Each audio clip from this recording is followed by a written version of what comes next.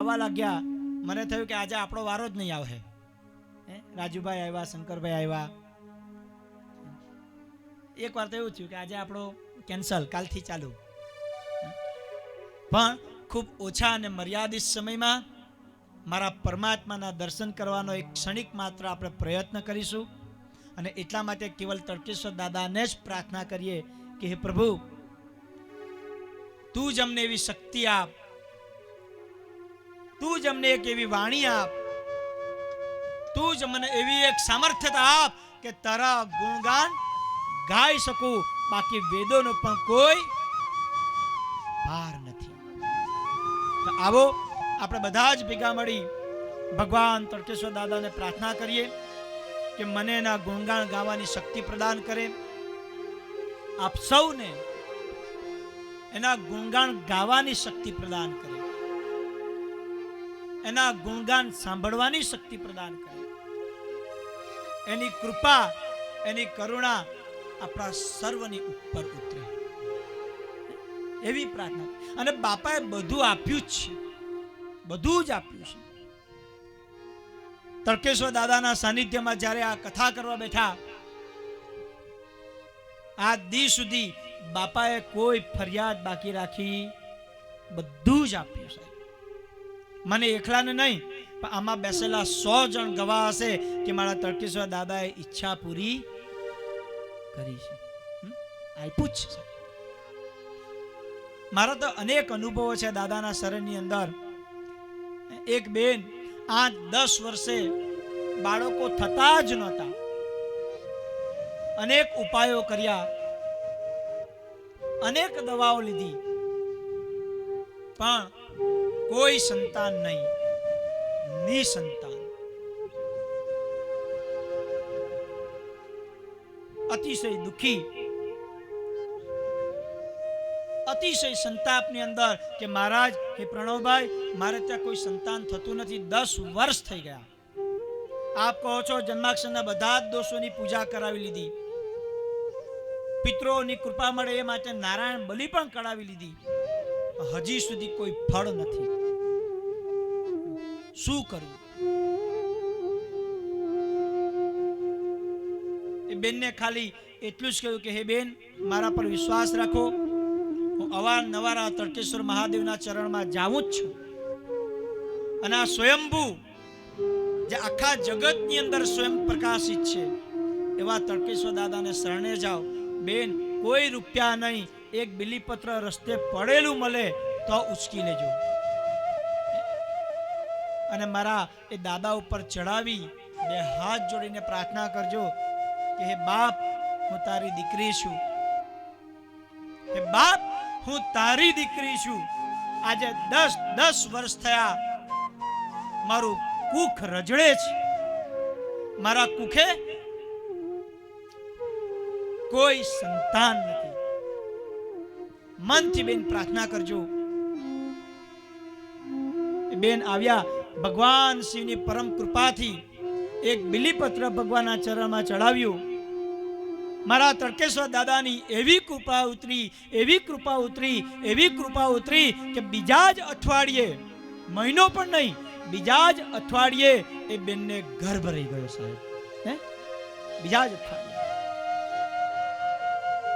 પણ કુદરતનું એવું, પ્રકૃતિનું એવું,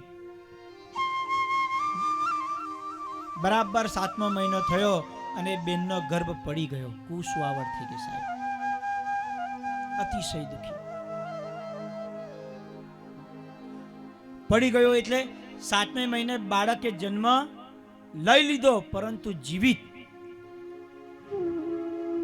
પેટીની અંદર મૂકવામાં આવ્યું. અતિશય ગરમી, તાપ, પેટીની અંદર બાળકને મૂકવામાં આવ્યું લોટસ હોસ્પિટલની અંદર.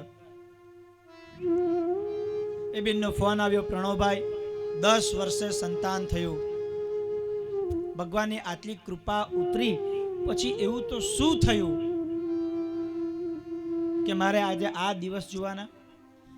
મેં એમને કીધું પણ કે બેન, બાપા બધું જ સારું કરશે, ચિંતા નહીં કરો. અને સાયન્સ ટેકનોલોજી ખૂબ આગળ છે. પેટીની અંદર બાળકનું ભરણ પોષણ થશે, તમારું બાળક 9 મહિના સુધી બાકીના બચેલા 2 મહિના પેટીમાં કાઢશે અને પછી તમારું બાળક તમને સહી સલામત મળશે. સાહેબ, એ બેને રડતા મોડે ફોન ઉપર એનો ધ્રુસતો અવાજ હતો, ગળગળિત અવાજ, અને અવાજમાં મને એટલું કીધું કે પ્રણવભાઈ, આ પેટીની અંદર બાળક, એને જે લાઈટ આપવામાં આવે છે એ લાઈટની ગરમી એટલી બધી છે કે ત્યાં અંદર મારું બાળક બરે છે અને અહીંયા મારું હૃદય પણ બરે છે. મારાથી જોવાતું નથી. એના નાના અમથા હાથ, તચુકડી નાની અમથી આંગળીઓ, એ મારું એક હાથ જેટલું મારું બાળક, એના મુખ ઉપર માસ્ક પહેરાવેલું છે. અને મારું દુર્ભાગ્ય જુઓ તો એ બાળકને દવડાવી પણ શક્તિ નથી. મારું આ દુર્ભાગ્ય છે. તમારા પર વિશ્વાસ છે અને એટલે કહું છું કે કંઈક કરો. મેં ફરીથી બેનને કહ્યું કે બેન, મારા દાદા ખાલી તળકેશ્વર મંદિરની અંદર નથી બેઠા, આખા સચરાચર જગતમાં વ્યાપ્ત છે. તમે જો મનથી યાદ કરશો તે લોટસ હોસ્પિટલમાં પણ આવશે તમારી પાસે.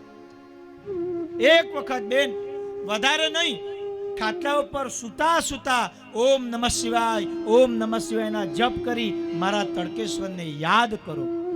ચોક્કસ કંઈક પરિણામ મળશે. અને એ બેને મારા કહેવા પ્રમાણે કર્યું. ઓમ નમઃ શિવાયના જપ કર્યા. મારા તળકેશ્વર દાદાની એવી અસીમ કૃપા ઉતરી સાહેબ, એવી અસીમ કૃપા ઉતરી કે ઇતિહાસનો પહેલો બનાવ, 7મા મહિને બાળક જન્મ્યું જે પેટીની અંદર હતું. ડોક્ટરે કહ્યું કે 2 મહિના રાખવું પડશે. એમાં એવી રિકવરી આવી કે 3 જ દિવસની અંદર એ બાળકને પેટીમાંથી બહાર કાઢી અને માના શરણની અંદર મૂકી દેવામાં આવ્યું છે. એ બાળક બોલે. અને જ્યારે એના શરણમાં બેઠા તો બીજા કોની વાત કરવી? આવા તો અનેક ઉદાહરણો છે. જે વાલિયા લૂંટારૂને પણ વાલ્મીકી બનાવે એવું દ્રષ્ટાંત પણ આપણી હાથે જ છે. વાલ્મીકી બનાવે છે.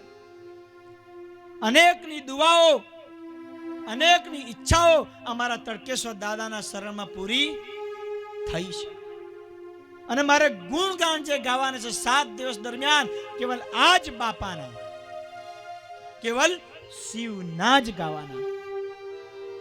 તો 2 ઘડી ભગવાન તળકેશ્વર દાદાને પ્રાર્થના કરીએ કે જેમ તમે એક કુખ ઉગજેલી માને એના બાળક સાથે મલાવી દીધું, જેમ અમારા અંતરના નાદને બોલે તમે સાંભળી અને આ વિશાળ કથાનું આયોજન કરાવી દીધું,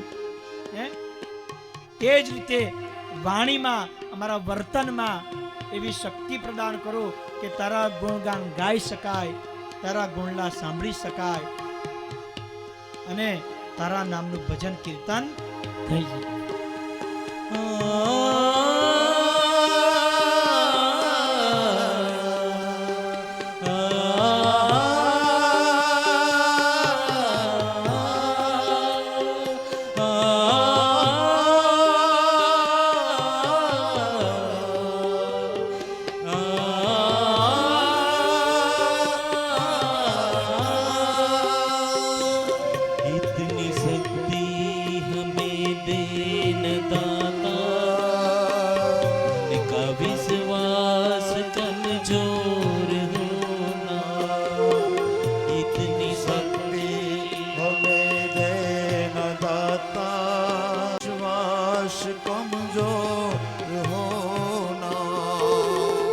चले नेक रस्ते पे हमसे भूल कर भी कोई भूल हो ना, इतनी शक्ति हमें देना दाता, मन का विश्वास कमजोर होना.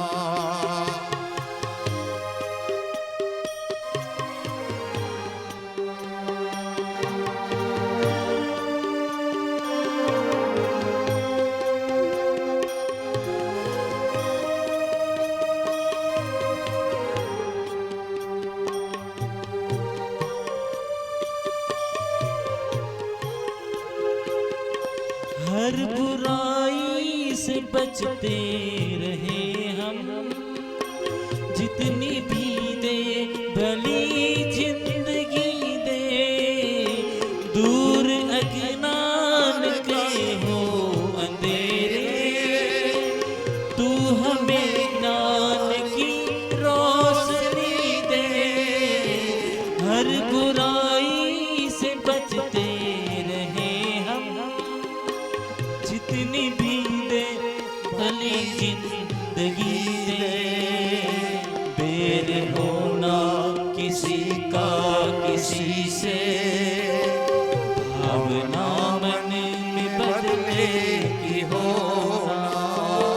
हम चले नेक रास्ते में हमसे, भूल कर भी कोई भूल होना।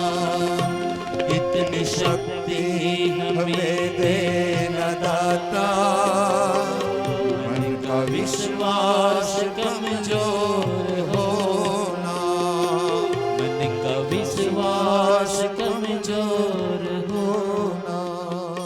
मन का આમ विश्वास આપણે જેની ભક્તિ કરવા બેઠા એ કોઈ સામાન્ય નથી, સદા શિવ છે. સદ વત્તા શિવ, સદા એટલે હંમેશ માટે, ઘડીએ ઘડી, ક્ષણે ક્ષણ, શિવ એટલે કલ્યાણ. ઘડીએ ઘડી, ક્ષણે ક્ષણ જે આપણું કલ્યાણ કરે, આપણી આત્માનું કલ્યાણ કરે, એવા પરમાત્મા એટલે સદાશિવ. કલ્યાણ ખાલી જીવનનું જ નહીં, કેવલ સંસારનું જ નહીં, મૃત્યુનું પણ કલ્યાણ અને મૃત્યુ પછીના જીવનનું પણ કલ્યાણ. એ સદાશિવ જે આપણા જીવતરને સાર્થક બનાવે, એ સદાશિવ જે આપણા મૃત્યુને મહોત્સવ બનાવે, અને એ સદાશિવ જે અંતે આપણને શિવધામની, શિવપદની પ્રાપ્તિ કરાવે, એ પરમાર્થ, પરમ ચિત્ય, પરમ વિભૂષિત, પરમ પ્રકાશિત અને પરમ માર્ગી સદાશિવ છે. પણ એના આ ગુણગાન કોણ સાંભળી શકે સાહેબ? કાયમ કહું છું, દર કથામાં કહું, સબ પદાર્થ જગમે હે મોહી, કરમહીન નર પાવત નહીં. જેનું ભાગ્ય ફૂટેલું છે, જેના મનમાં વિકાર છે, જે મારા શિવથી દૂર છે, જે અડગ છે, જેનું ભાગ્ય એ ભગવાન શિવની ચેતનાને જાણવા માટે બન્યું જ નથી, એવો વ્યક્તિ ક્યારેય અમારા કથા મંડપમાં આવીને બેસી શકતો નથી. સબ પદાર્થ જગમે હે મોહી, કરમહીન નર પાવત નહીં. અને જ્યારે સ્વાગત ચાલતું હતું ત્યારે જોયું, એક કે બે રિક્ષા નહીં, ઓછામાં ઓછા 10 થી 15 રિક્ષા આવી છે સાહેબ. તમારા બધાનું ભાગ્ય તમને આ કથા મંડપ સુધી ખેંચીને લાવ્યું છે સાહેબ. તમારા બધાનું ભાગ્ય એટલું પ્રકાશિત છે, એટલું સુંદર છે કે તમને બધાની જ મતીને ભગવાન શિવના શરણમાં સમર્પિત કરવાનું, ભગવાન શિવના શરણની અંદર ખોવાઈ જવાનું, ભગવાન શિવના ગુણગાન સાંભળવાના, ગુણગાન ગાવાના, એની પૂજા કરવાનું સૌભાગ્ય પ્રાપ્ત થયું છે. બાકી જે આવવાના હતા એ ન આવી શક્યા. કરમહીન નર પાવત નહીં. અને જેનું ભાગ્ય છે, લાખ બુરા ચાહે, જેનું ભાગ્ય છે, એક સોપારી દબાવવા માત્રથી પણ અહીંયા આવીને બેઠા છે. કરમહીન નર પાવત નહીં. मुद्दई लाख बुरा चाहे तो क्या होता है, वही होता है जो मंजूरे वही होता है. तो આપ સૌ અહીંયા ખેંચાઈને આવ્યા એ મારા ભોલેની જ કૃપા છે. મુખ્ય યજમાન બનવાનું સૌભાગ્ય પ્રાપ્ત થયું, તો અતિથિ વિશેષ બનવાનું સૌભાગ્ય પ્રાપ્ત થયું. આ બધી જ મારા શિવની કૃપા છે, બધી જ. અને કથાનું મૂળભૂત આયોજન એ તો જગદંબાના નામથી થયું. હરિદ્વાર ગયા, માં ગંગાના પવિત્ર એવા કિનારે શ્રીમદ દેવી ભાગવતનું આયોજન થયું. શક્તિના ગુણગાન ગાયા. 7 દિવસ સુધી માં એ સિવાય બીજું કંઈ જ નહીં. માના ગુણગાન ગાયા, માના ગુણગાન સાંભળ્યા. માના કિનારે પિતૃઓની મુક્તિ માટેના યથાર્થ થાય એટલા પ્રયત્ન કર્યા. અને માની જ કૃપા તમારા બધા ઉપર છે. જે હરિદ્વાર આવેલા એ બધા ઉપર તો વિશેષ છે. તમારા બધા ઉપર એ માની કૃપા છે કે આજે માં તમને બાપ સુધી લઈને આવી છે. સાહેબ, એક માં આજે તમને બાપના શરણે લઈને આવી છે.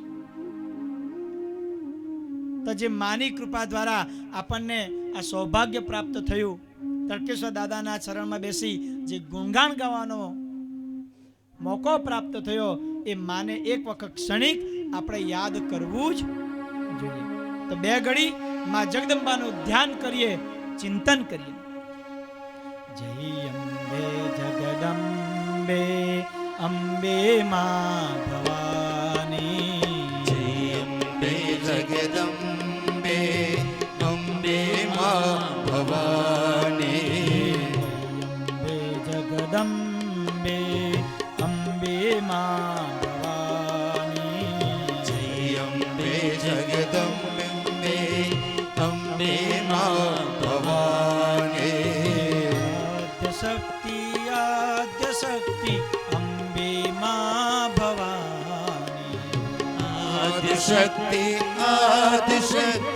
અંબે માં ભવાની, આદ્યશક્તિ આદ્યશક્તિ અંબે માં ભવાની, આદિ શક્તિ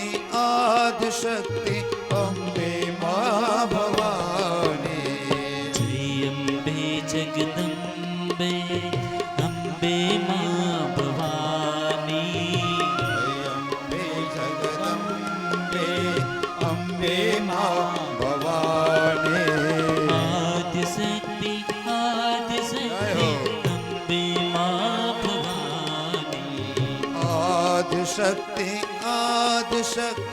અંબે માં ભવાની, જય અંબે જગદંબે અંબે માં ભવાની, અંબે જગદંબે અંબે માં ભવાની, જય અંબે જગદંબે અંબે માં ભવાની, જય અંબે જગદંબે અંબે માં ભવાની. આદ્યશક્તિ આદ્યશક્તિ ભગવાને આ 2 હાથ આપ્યા કીર્તન કરવા માટે આપ્યા છે. આદિ શક્તિ નહીં કે કોઈના ગજવા કાપવા, નહીં કે કોઈનું ગળું દબાવવા. ભવાની, જે હાથ પ્રભુએ આપ્યા એ પ્રભુના ચરણની અંદર સમર્પિત કરો. અંબે માં ભવાની, એક સાથ બોલો. આદિ શક્તિ અંબે માં ભવાની, જય અંબે જગદંબે અંબે માં ભવાની, જય અંબે જગદંબે અંબે માં ભવાની, જય અંબે જગદંબે અંબે માં ભવાની, અંબે જગદંબે અંબે માં ભવાની, આદ્યશક્તિ આદ્યશક્તિ અંબે માં ભવાની, આદિ શક્તિ અંબે માં ભવાની, આદ્યશક્તિ આદ્યશક્તિ અંબે માં ભવાની, આદિ શક્તિ અંબે માં ભવાની, જય અંબે જગદંબે અંબે માં ભવાની, જય અંબે જગદંબે અંબે માં ભવાની, જય અંબે જગદંબે અંબે માં ભવાની, હે જય અંબે જગદંબે અંબે માં ભવાની, આદ્યશક્તિ આદ્યશક્તિ અંબે માં ભવાની, આદ્યશક્તિ આદ્યશક્તિ અંબે માં ભવાની આદ્યશક્તિ આદ્યશક્તિ અંબે માં ભવાની આદ્યશક્તિ આદ્યશક્તિ અંબે માં ભવાની આદ્યશક્તિ આદ્યશક્તિ અંબે માં ભવાની આદ્યશક્તિ આદ્યશક્તિ અંબે માં ભવાની.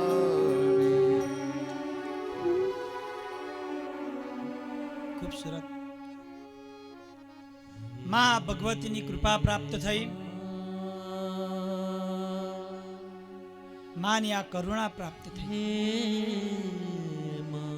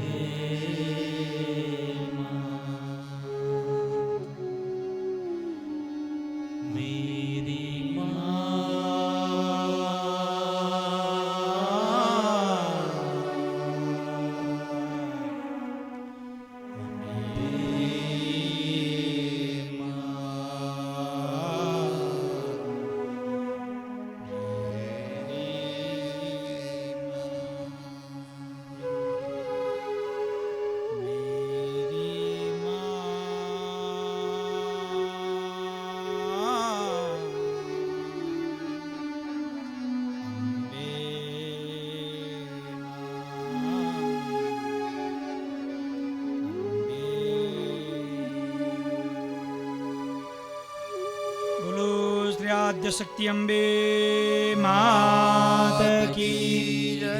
નવદુર્ગા માત માત કી જય. આમ જેનું ભાગ્ય છે એ જ આ કથા સાંભળી શકે, કથા કરી શકે. બાકી તો એવું થાય કે લોક લાગણીને માન આપી અરુણાબેને બધાને બોલાવ્યા હોય, સલ્લા માસીએ બધાને બોલાવ્યા હોય, ફોન કરેલા હોય, નીતાબેને બધાને ફોન કરેલા હોય, ચાલો એક દિવસ જઈને હાજરી આપી આવીએ, એમને સારું લાગશે. આવો વિચાર કરીને જો કોઈ બેઠું હોય તો એમના માટે ખાસ કે આવું પરમ ભાગ્ય બીજી વખત મળે કે ન મળે એ ખબર નથી. ઘણા વર્ષો પછી શિવ કથા થઈ સાહેબ, અહીંયા અનેક કથાઓ થઈ છે. ભાગવત તો હમણાં જ પૂર્ણ થયું. શિવ કથા 12-15 વર્ષ પહેલા સ્વયં ગિરિબાપુ આવીને કરી ગયેલા. એના પછી વચ્ચે એકાદ વખત 10 વર્ષ પહેલા દયાગીરી બાપુ, સૌરાષ્ટ્રના કોઈ મહિપતગીરી બાપુ, એ કંઈક શિવ કથા કરી ગયેલા મારી જાણમાં છે ત્યાં સુધી. અને આજે એક દાયકો વીતી ગયો, એક અરસો વીતી ગયો, પણ હજી સુધી આ સ્થાન ઉપર શિવ કથા થઈ નથી. ત્યારે અમે ખૂબ નાના, શિવનો મહિમાનો એટલો અમને ખ્યાલ નહીં કે એ કથા સાંભળી શકીએ. પણ આજે એક દાયકા પછી જ્યારે આ શિવ કથાનો લાવો આપણને મળ્યો છે, તમારી બહેનો ધ્યાન રાખજો, ક્ષણિક ચૂકી ન જવાય. બગાસું ખાવામાં પણ રહ્યા તો મારા શિવના ગુણગાન વયા જાશે. બગાસું એ ન ખવાય.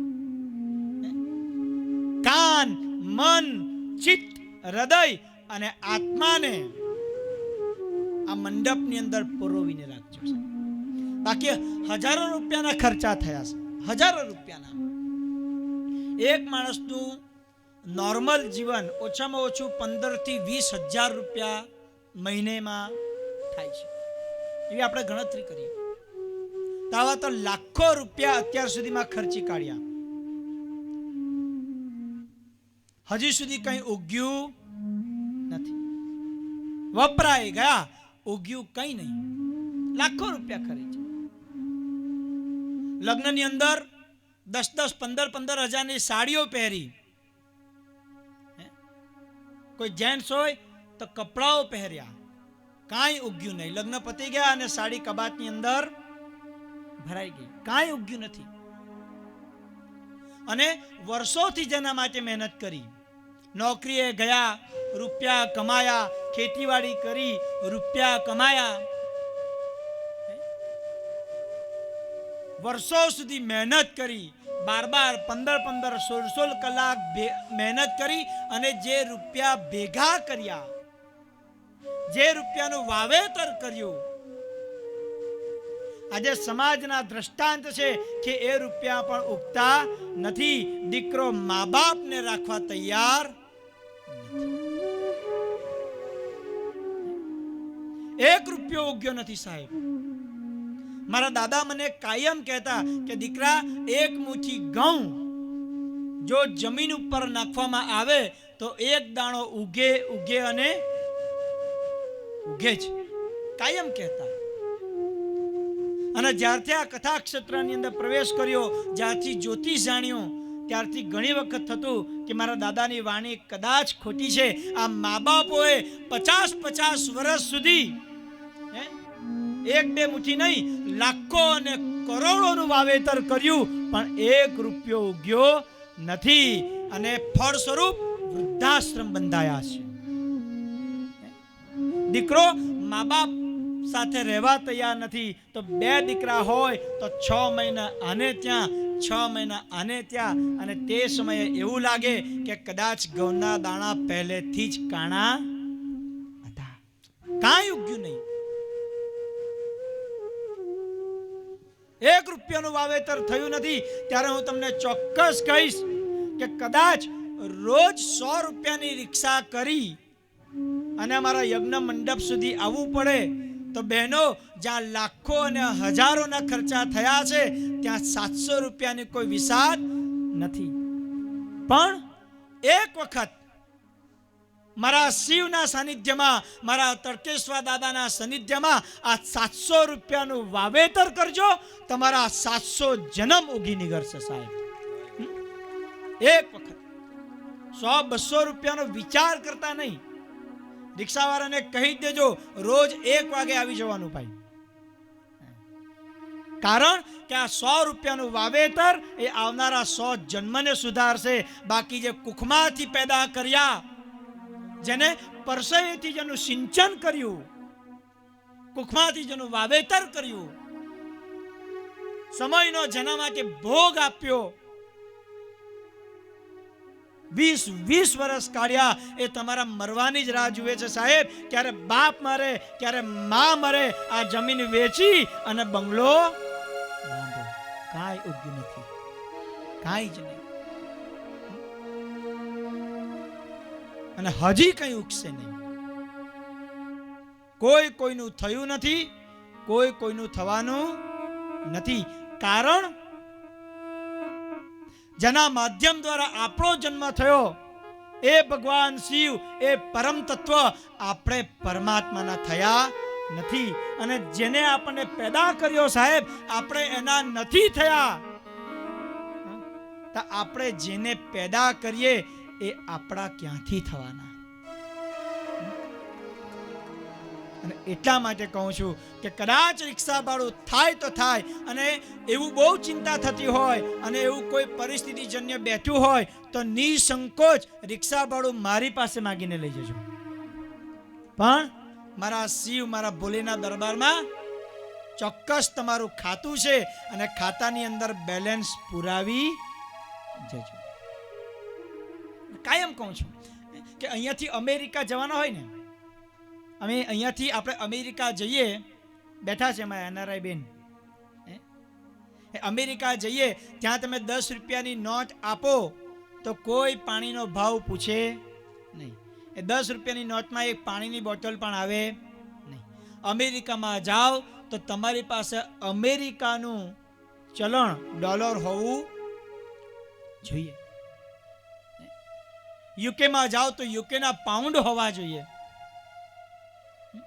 યુરોપમાં જાઓ તો યુરો હોવા જોઈએ. અને જ્યારે ભારત વર્ષ ઉપર આવો તો ભારતની ગાંધીજી વાળી નોટ હોવી એ એનું ચલણ છે. જ્યાં જાઓ એ પ્રમાણેનું ચલણ હોવું જોઈએ. તો જ્યારે આપણા દેહને છોડીને જઈશું, જ્યારે આપણા સગાવલા ઈષ્ટ મિત્રોને છોડીને જઈશું, જ્યારે એ યમરાજના દરબારમાં ઊભા હોય ત્યારે સાહેબ તમારી જમીન નહીં, તમારી સંપત્તિ નહીં, તમારા ડોલર નહીં, તમારા પાઉન્ડ નહીં, તમારા ગાંધીજીની નોટ પણ નહીં, તમને એ યમરાજના દરબારની અંદર ત્યાંનું ચલણ જોઈશે. ત્યાંનું ચલણ જોઈશે. અને ત્યાંનું ચલણ શું છે કે જે તમે વટાવી શકો, યમરાજને આમ અધિકારથી આપી શકો કે પકડ આ રૂપિયા અને મને મુક્ત કર. એવું ચલણ શું છે? તો એવા ચલણમાં કેવલ તમારી પાસે સત્કર્મ છે. કેવલ સત્કર્મ. તમે સત્કર્મના માર્ગે ઉગાડેલું જે વાવેતર રૂપી પુણ્ય છે, એ જ પુણ્ય યમરાજના દરબારની અંદર તમને સાથ આપશે.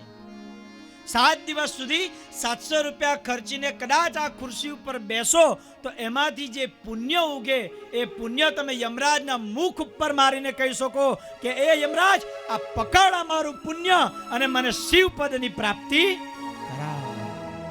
આ ચલણ છે સાહેબ. તો જે રૂપિયા કમાવા માટે આપણે 12 કલાક મહેનત કરીએ, જે રૂપિયા પાઉન્ડ ડોલર કમાવા માટે આપણે જીવતરના રોજના 24 માંથી 12 કલાકનું વાવેતર કરીએ, એ રૂપિયા કદાચ કામ ન આવે. પણ એક વખત 100 રૂપિયા કરીને 700 રૂપિયા ખર્ચી અને આ કથા મંડપમાં આવીને બેસીએ, એમાંથી જે પુણ્યનું વાવેતર છે, મારો વ્યાસપીઠ પરથી વિશ્વાસ છે કે મરી જાઓ પછી આ જ વાવેતર કામ લાગશે સાહેબ. એટલા માટે પણ હૃદયથી કહું, મારી ફી નક્કી છે.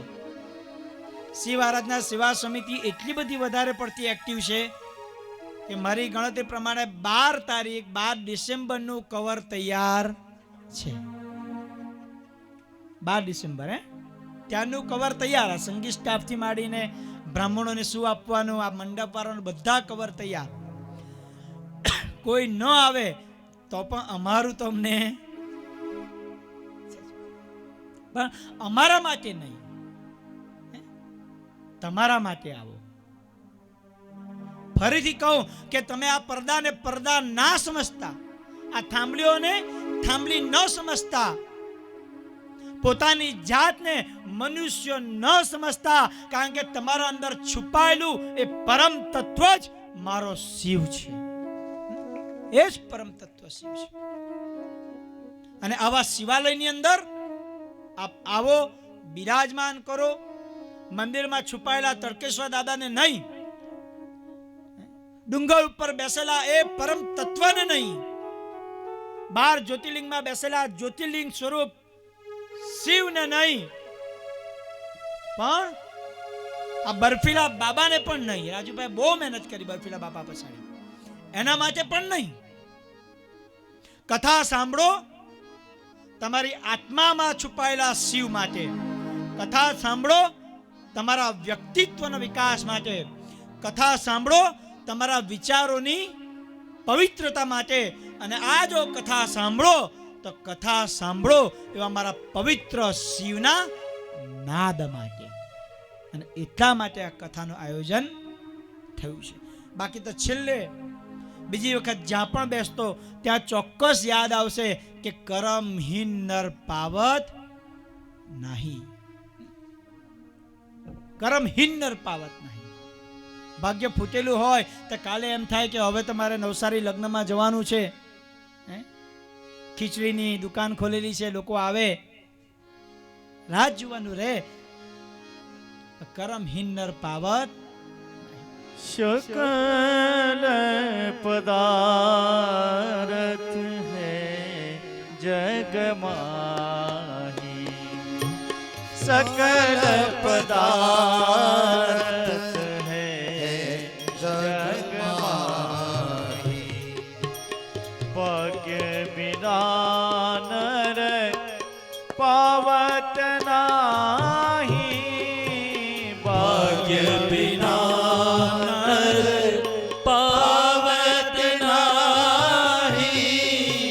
सकल पदार्थ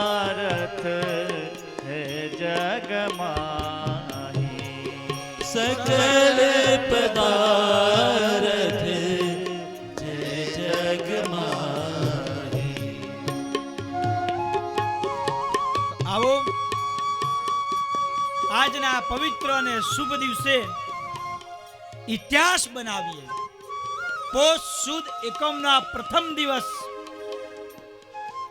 એક એવો ઇતિહાસ બનાવીએ કે ન ભૂતો ન ભવિષ્યથી આ ભગવાન શિવના જેટલા ગુણગાન ગવાય એટલા બધા જ ગાઈ નાખીએ કે ભવિષ્યમાં જો અહીંયા કથા થાય તો એમાં પણ ઉણપ સર્જાય એવો ઇતિહાસ રચીએ. આવા જ શુભ સંકલ્પ સાથે પોતાની મન, પોતાની આત્મા, પોતાની કેન્દ્રને શિથિલ સંચાલિત કરી કથાની અંદર પ્રવેશ કરીએ, કથાનું મંગલાચરણ કરીએ. પવિત્ર એવી આ શિવ ગાથાના મંગલ આચરણની અંદર બે હાથ જોડી ક્ષણિક વાર ભોલે બાબાનું ધ્યાન કરીએ. આદ્યંત મંગલ મજાત સમાન ભાવ માર્યમ તમે સમજરામ રમાત્મદેવમ પંચાનનમ પ્રબલ પંચ વિનોદશીલમ સંભવાય મનસી શંકરાત્મદેવમ સંભવાય શંકરી મનાત્મદેવમ.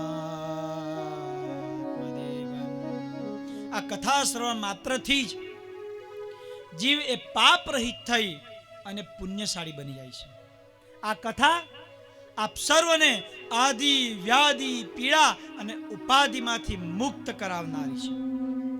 ભગવાન શિવ એ મુક્તિ અને ભુક્તિના દેવ છે. ભગવાન શિવ એ મુક્તિ અને મોક્ષના દેવ છે. કથા કરનાર, કથા સાંભળનાર અને કથા કરાવનાર એ બધાના જ પિતૃઓ આ કથા શ્રવણ માત્રથી મોક્ષ ગતિને પ્રાપ્ત કરે છે. કારણ મારા શિવ એ મોક્ષના દેવ છે. આ શિવ કથા એ તન, મન, ધન અને વિચારોથી પવિત્રતા આપનારી છે. અને આ પવિત્ર ગાથા સૌ પ્રથમ ભગવાન શિવે માં પાર્વતીને કહી. તે સમયે ત્યાં નંદિકેશ્વર ઉપસ્થિત હતા. આમ આ બ્રહ્માંડની અંદર પ્રથમ વખત આ શિવ કથા, શિવ ગાથા જેના વક્તા ભગવાન શિવ હતા અને જેના શ્રોતા માં પાર્વતી અને નંદી હતા. બીજી વખત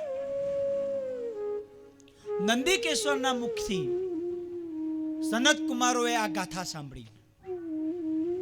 આમ બીજી વખત બ્રહ્માંડમાં જે કથા થઈ એ કથાના વક્તા સ્વયં નંદી અને એના શ્રોતા સનત કુમારો હતા. ત્રીજી વખત જે પવિત્ર કથા થઈ એ સનત કુમારોના મુખેથી વ્યાસજી મુનિએ સાંભળી. આમ ત્રીજી વખતના વક્તા એ સનત કુમાર અને શ્રોતા સ્વયં વ્યાસજી હતા. ચોથી વખત જ્યારે કથા થઈ ત્યારે સૂતજી પુરાણી અને સુખદેવજી મહારાજે વ્યાસજીના મુખેથી કથા સાંભળી. આમ આ શિવ મહિમ્નના વક્તા વ્યાસજી મુનિ બન્યા અને શ્રોતા સુખદેવજી તથા સૂતજી પુરાણી બન્યા. એક વખત વિશાળકાય અને અતિશય પવિત્ર એવા પ્રયાગરાજ ક્ષેત્રની અંદર હજારો ઋષિ મુનિઓ ભેગા થયા. હજારો સાધુ સંતો ભેગા થયા અને પાંચમી વખત જે કથા થઈ એમાં સૂતજી પુરાણી વક્તા બન્યા અને શ્રોતા હજારો મુનિઓ, ઋષિઓ અને સાધુ સંતો બન્યા. અને એ જ સૂતજી પુરાણીના માધ્યમ દ્વારા આ કથા હજારો ઋષિ મુનિઓમાં ફેલાય, હજારો સાધુ સંતોના હૃદયમાં સ્થાપિત થઈ અને એ જ સાધુ સંતો, એ જ ઋષિ મુનિઓના માધ્યમ દ્વારા પવિત્ર એવા તડકેશ્વરના સાનિધ્યમાં આજે આપણને આ કથા સાંભળવાનું સૌભાગ્ય પ્રાપ્ત થઈ રહ્યું છે. આપણા સુધી આ કથા પહોંચાડનાર એ સૂતજી પુરાણી હતા અને પૃથ્વી ઉપર પ્રથમ વખત આ ગાથા એ પ્રયાગરાજ ક્ષેત્રમાં થઈ. તો આવો પુણ્ય અને પવિત્ર એવા પ્રયાગરાજ ક્ષેત્રને એમ કહેવામાં આવે કે તીર્થોને તમે દૂરથી પણ જો વંદન કરો તો તીર્થ દર્શનનું ફળ પ્રાપ્ત થાય. શું છે આ પ્રયાગરાજ? શક્ય હોય તો આપણે આવતીકાલે સમજવાનો પ્રયત્ન કરીશું કે પ્રયાગરાજ શું છે. ગંગા અને જમનાનો એ પવિત્ર સંગમ સ્થાન, એને પ્રયાગ ક્ષેત્ર કહેવામાં આવ્યું. આ બધા જ ઋષિમુનિઓ આખું બ્રહ્માંડને છોડી, પૃથ્વીને છોડી અને શા માટે પ્રયાગમાં ઉપસ્થિત થયા એ ખૂબ રહસ્યનો વિષય છે. ગંગા કે કિનારે નહીં, જમનાના કિનારે નહીં, શિવના હૃદય રૂપી જેને આપણે નર્મદા કહીએ એ નર્મદાના કિનારે નહીં, ક્યાંય નહીં, પણ આ પ્રયાગ ક્ષેત્રની અંદર જ આ હજારો ઋષિમુનિઓ શા માટે ભેગા થયા? એક પ્રશ્નાર્થ છે. ખૂબ ધ્યાનપૂર્વક તમે શિવ પુરાણ વાંચો, ખૂબ ધ્યાનપૂર્વક, તો જ આનું રહસ્ય ઉકેલાય. તો આવતીકાલે જો સમય રહ્યો, આજનો આ સ્વાધ્યાય લેસન, આવતીકાલે જો સમય રહ્યો તો આ પ્રયાગરાજનું મહત્વ આપણે સમજીશું. પણ જે પ્રયાગરાજની અંદર પ્રથમ વખત પૃથ્વી પર આ ઘટના ઘટિત થઈ, ભગવાન શિવનું મહાત્મ્ય આપણા સુધી પહોંચ્યું, બે ઘડી એ પ્રયાગ ક્ષેત્રને વંદન કરીએ. ધર્મ ક્ષેત્રે કુરુક્ષેત્રે ગંગા કાલિંદી સંગમે પ્રયાગે પરમે પુણ્યે બ્રહ્મલોકસ્ય વર્ત્મની.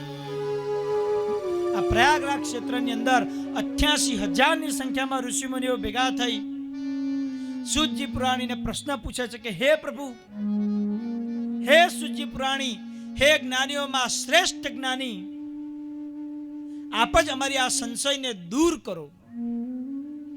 દરેક મનુષ્ય જ્યારે પાપથી આચરિત થઈ રહ્યો છે, દરેક મનુષ્ય જ્યારે દુઃખી છે, દરેક મનુષ્ય આ કલયુગની માયામાં જ્યારે ફસાયેલો છે, દરેક મનુષ્ય જ્યારે પરમાત્માથી વંચિત છે, પરમાત્માથી દૂર છે, ત્યારે અતિશય પીડા અમને થઈ રહી છે, અતિશય દુઃખ થઈ રહ્યું છે કે આ મનુષ્યની મતિને સુધારીએ કેવી રીતે? એવું તો કયો યજ્ઞ કરીએ, એવું તો કયું તપ કરીએ, એવી તો કઈ શક્તિનું આરાધન કરીએ કે જેથી કરી આ મનુષ્ય પોતાના દુઃખમાંથી, પોતાના વિચારોની દરિદ્રતામાંથી મુક્ત થાય, એના ઉપર કલયુગનો પ્રભાવ થાય નહીં. હે સૂતજી પુરાણી, આપ કૃપા કરી અમારા જીવનને સાર્થક